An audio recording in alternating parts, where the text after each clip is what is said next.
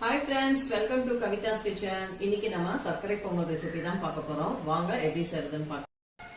Friends, 3/4 class அளவுக்கு பச்சை அரிசி கடையில வாங்கின அரிசி எடுத்திருக்கேன். நீங்க வீட்ல இருக்கக்கூடிய அரிசி கூட எடுத்துக்கலாம். ஒரு 1/4 கிளாஸ் அளவுக்கு பாசிப்பருப்பு கிட்டத்தட்ட 1 கிளாஸ். இதை நல்லா வாஷ் பண்ணிட்டு நம்ம குக்கர்ல 4-5 விசில் வந்து வேக விட்டு எடுத்துக்கலாம். ஒரு 4 கிளாஸ் தண்ணி சேர்த்து வேக வச்சு எடுத்துக்கலாம். 4 கிளாஸ் தண்ணி, ஒரு 1/2 கிளாஸ் வந்து நம்ம பால் சேர்த்துக்கலாம். பால் சேர்த்து வேக வைக்கும் போது பொங்கல் வந்து நல்லா கிரீமியா இருக்கும். இது கூட 1 டீஸ்பூன் நம்ம நெய் சேர்த்துட்டு 4-5 விசில் வேக வச்சு எடுத்துக்கலாம். ஃப்ரெண்ட்ஸ், நான் வந்து ஒரு பாத்திரத்துல 2 கப் அளவுக்கு, அதாவது நம்ம டம்ளர் எடுத்திருந்தோம் இல்லைங்களா, 2 கிளாஸ் அளவுக்கு பொடித்த வெல்லமும் ஒரு 3/4 கிளாஸ் அளவுக்கு தண்ணி ஊத்தி நல்லா கொதிக்க வச்சு எடுத்துக்கலாம். அதாவது நல்லா கரைச்சு எடுத்துக்கலாம். ஒருவேளை டஸ்ட் இருந்துச்சுன்னா இதை நம்ம வந்து வடிகட்டி எடுத்துக்கலாம். ஒரு ஃப்ரை பேன்ல ஒரு 4-5 ஸ்பூன் நெய் சேர்த்துக்கோங்க. கிட்டத்தட்ட ஒரு 1/4 கப் அளவுக்கு நான் நெய் சேர்த்திருக்கேன். மெல்ட் ஆயிடுச்சு. இதுல வந்து நமக்கு தேவையான அளவு முந்திரி மற்றும் உலர் திராட்சையை வந்து நம்ம ரோஸ்ட் பண்ணி எடுத்துக்கலாம். ஃப்ரெண்ட்ஸ், பாருங்க நல்லா வெந்துருச்சு, எவ்வளவு கிரீமியா இருக்கு பாருங்க. இப்ப இதுல நம்ம கொஞ்சம் கொஞ்சமா நம்ம வந்து அந்த சர்க்கரை பாகை சேர்த்துக்கலாம். கொஞ்சம் கொஞ்சமா சேர்த்துக்குங்க. நல்லா மிக்ஸ் பண்ணிட்டு அப்படியே கொஞ்சம் கொஞ்சமா சேர்த்துக்கோங்க.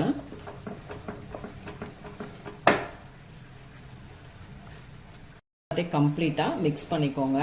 இப்ப நம்ம வந்து நெய்யில வறுத்து வச்ச அந்த முந்திரி உலர் திராட்சையை நம்ம உள்ள சேர்த்துக்கலாம். நெய் வந்து நம்ம எவ்வளவு சேர்க்கிறோமோ அந்த அளவுக்கு நமக்கு சர்க்கரை பொங்கல் சூப்பரா இருக்கும், நல்ல டேஸ்டா இருக்கும். இன்னும் நம்ம நெய் சேர்த்துக்கலாம். நான் மெல்ட் பண்ணிட்டு நெய் சேர்த்துக்க போறேன். இப்ப ஒரு 1/2 டீஸ்பூன் அளவுக்கு ஏலக்காய் தூள் சேர்த்துக்கலாம். உங்களுக்கு பார்க்கும் பொழுதே தெரியும் எவ்வளவு சூப்பரா வந்திருக்குன்னு. குக்கர்லயே ஈஸியா நம்ம செஞ்சிடலாம். ஃப்ரெண்ட்ஸ், இப்ப நம்ம வந்து இன்னும் நெய் சேர்த்துக்கலாம். நான் வந்து ஒரு 1/4 கப் அளவுக்கு மறுபடியும் நெய் சேர்த்திருக்கேன். நெய் நிறைய சேர்த்தீங்கன்னா தான் சர்க்கரை பொங்கல் நல்ல வாசனையா சூப்பரா இருக்கும். உங்களுக்கு பார்க்கும் பொழுதே தெரியும் எவ்வளவு சூப்பரா வந்திருக்குன்னு பாருங்க.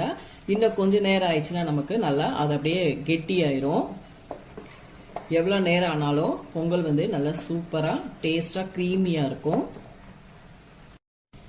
இப்ப நான் கொஞ்சமா பச்சை கற்பூரம் சேர்த்திருக்கேன். இந்த அளவுக்கு மட்டும் சேர்த்துக்கோங்க, ரொம்ப சேர்த்துட வேண்டாம். நம்ம வந்து கோவில் ஸ்டைல்ல வந்து நம்ம சர்க்கரை பொங்கல் குக்கர்ல செஞ்சிருக்கோம். அதனால நான் பச்சை கற்பூரம் சேர்த்திருக்கேன். பச்சை கற்பூரம் சேர்க்கும் பொழுது பொங்கல் வந்து நம்ம கோவில்ல வாங்கி சாப்பிடக்கூடிய அதே டேஸ்ட்ல இருக்கும். கண்டிப்பா இந்த பொங்கலுக்கு இதே மாதிரி நீங்க செஞ்சு பாருங்க. இப்ப அதை நம்ம வேற ஒரு பவுலுக்கு மாத்திக்கலாம். ஃப்ரெண்ட்ஸ், பாருங்க எவ்வளவு சூப்பரா நமக்கு ஒரு கிரீமியான சர்க்கரை பொங்கல் ரெடி ஆயிடுச்சு. கண்டிப்பா இந்த பொங்கலுக்கு இதே மெத்தடோட இந்த மாதிரி செஞ்சு பாருங்க, சூப்பரா இருக்கும். பாருங்க, உங்களுக்கு பார்க்கும் பொழுதே தெரியும் எவ்வளவு சூப்பரா இருக்கு. நல்லா அல்வா மாதிரி சூப்பரா இருக்கும். கண்டிப்பா இந்த ரெசிபியை ட்ரை பண்ணி பார்த்துட்டு கவிதாஸ் கிச்சனுக்கு சப்ஸ்கிரைப் பண்ணிக்கோங்க. வீடியோஸ் லைக் அண்ட் ஷேர் பண்ணுங்க.